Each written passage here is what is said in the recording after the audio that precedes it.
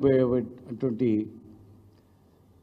ఆంధ్ర తెలంగాణ రాష్ట్రాల ముఖ్యమంత్రుల సమావేశం ప్రగతి భవన్లో తెలంగాణ ప్రభుత్వం కట్టినటువంటి ప్రగతి భవన్లో ఏర్పాటు చేయడం చాలా సంతోషకరం. హైదరాబాద్లోనే ఈ సమావేశానికి అనువైనటువంటి ప్లేస్ ప్రగతి భవనే అని గుర్తించినందుకు ధన్యవాదాలు. మళ్ళీ నెక్స్ట్ డే సమావేశం ఉంటే సెక్రటరియట్లో పెడితే మళ్ళీ ఓసారి కమాండ్ కంట్రోల్లో పెట్టినట్లయితే తెలంగాణ వచ్చిన తర్వాత ఏం జరిగింది అనేది కూడా అర్థమవుతుంది. అదే తరహాలో కాళేశ్వరం ప్రాజెక్టు కూడా అంతే. చిన్న చిన్న తప్పిదాలు జరుగుతుంటాయి. ఈ మధ్యకాలంలో కూడా చాలా బ్రిడ్జిలు పడిపోతున్నాయి దేశవ్యాప్తంగా, ప్రపంచవ్యాప్తంగా.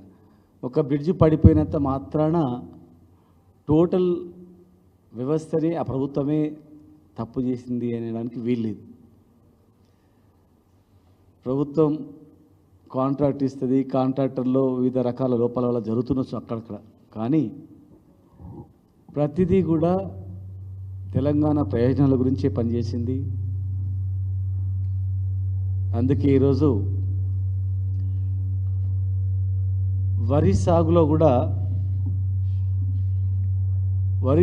కూడా దేశంలోనే మొదటి స్థానం లభించింది. అంటే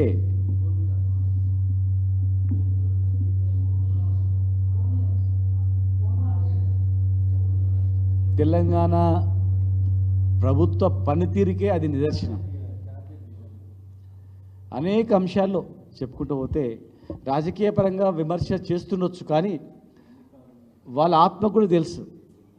ఒకనాడు పంజాబ్ నుంచి బియ్యం తీసుకొచ్చుకునే వాళ్ళం, కేరళ నుంచి బియ్యం వచ్చేవి. కానీ ఇదే తెలంగాణ నుంచి పంజాబు, కేరళకు మా మహబూబ్నగర్ నుంచే వ్యాగన్లు పోయినటువంటి పరిస్థితి మేము చూసినాం. బతకడానికి వలస పోయేవాళ్ళు మా మహబూబ్నగర్ నుంచి, పాలమూరు జిల్లా ప్రజలంటే ఫేమస్. కానీ అదే పాలమూరుకి బతకడానికి ఇతర రాష్ట్రాల నుంచి వచ్చి అలా బతుకుతున్న మాట వాస్తవం కాదా అనేది ఆలోచించాల్సిన అవసరం ఉంది. సరే, ఏది ఏమైనా సుదీర్ఘ పోరాటాల తర్వాత తెచ్చిన తెలంగాణలో, సాధించిన తెలంగాణలో మరి ఉమ్మడి రాజధాని అయిపోయిన తర్వాత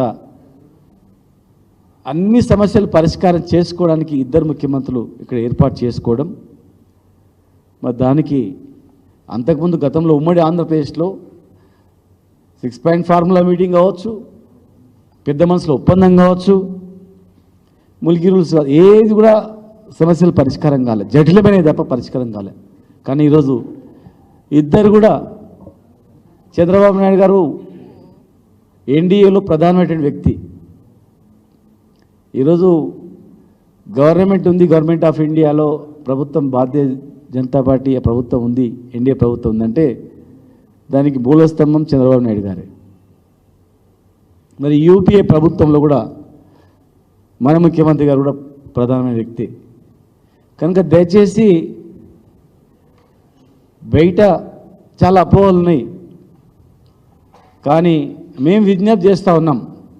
ఒక తెలంగాణ బిడ్డగా తెలంగాణ కవచంలాగా ఉండి తెలంగాణ ప్రయోజనాలు కాపాడాలని చెప్పి విజ్ఞప్తి చేస్తూ ఉన్నాం.